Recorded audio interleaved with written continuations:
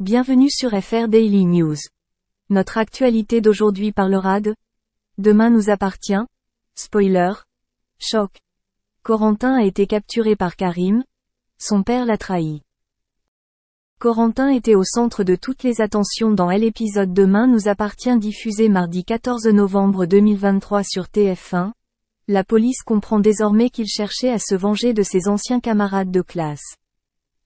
Dans l'épisode Demain nous appartient diffusé mardi 14 novembre 2023 sur TF1, Karim et Georges pensent désormais que Laurent et Corentin Gallois se vengent après la faillite du lycée Agnès Varda. Ils interrogent donc Laurent, qui affirme ne pas savoir que les adolescents étaient enfermés dans le hangar qu'ils voulaient transformer en escape game. La police explique que la mort de Corentin a été mise en scène et qu'il prévoyait de se venger. Laurent n'en revient pas et leur demande de retrouver son fils. Il trouve un deuxième ordinateur que Corentin avait caché.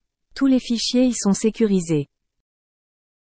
Jack a été menacé par Corentin sur TF1. À Roussel, Lizzie est très affectée par ce qu'elle vient de vivre et dit à Audrey qu'elle pense à son père. Elle veut le connaître, mais Audrey ne semble pas séduite par l'idée. Bénédicte se sent coupable après avoir appris que Corentin se venge de la débâcle du lycée qu'elle a provoqué. Roxane accède au dossier de Corentin. Elle a la preuve qu'il a tout planifié et que Laurent n'était pas impliqué. Elle explique à Georges que Dorian, Lizzie et Jack sont devenus des cibles parce qu'ils ont échappé à l'effondrement et ne l'ont pas aidé. Georges pense qu'ils sont toujours en danger, tandis que Corentin suit Jack dans la rue en pleine nuit.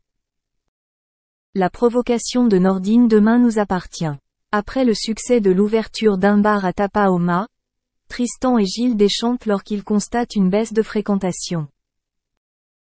Gilles avait l'intention de vendre quelques tapas dans la journée à bar pour les clients du Spoon, mais 6 personnes sont ensuite allées déjeuner au mât. Chez les douaniers, Nordine reçoit la console de jeu qu'il attendait depuis longtemps. William a vu cela comme une excellente occasion de défier son beau-fils, mais a subi une défaite écrasante. Nordine n'a pas obtenu une victoire modeste et a nargué à plusieurs reprises son beau-père, qui a immédiatement exigé une revanche. Merci d'avoir regardé et à la prochaine vidéo. N'oubliez pas de vous abonner à notre chaîne. En attendant, faites-nous part de vos commentaires dans la section commentaires ci-dessous. La nouvelle saison des Marseillais avait démarré en trompe grâce, entre autres, aux comédiens venus piéger le casting.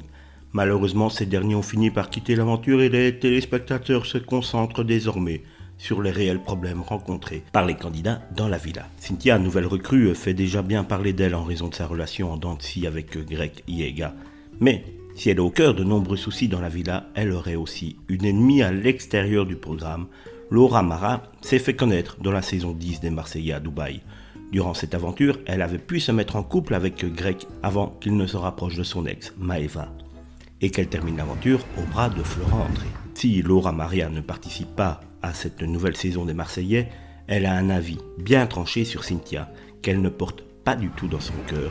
C'est via sa story Instagram qu'elle déclare « On a un passif, elle et moi. Pour la faire courte, avant la télé, elle faisait tout pour être comme moi. Elle faisait tout pour être moi, avec mon ex d'avant, la télé, et là, je vois que ça n'a pas changé. C'est trop, il faut s'acheter une personnalité.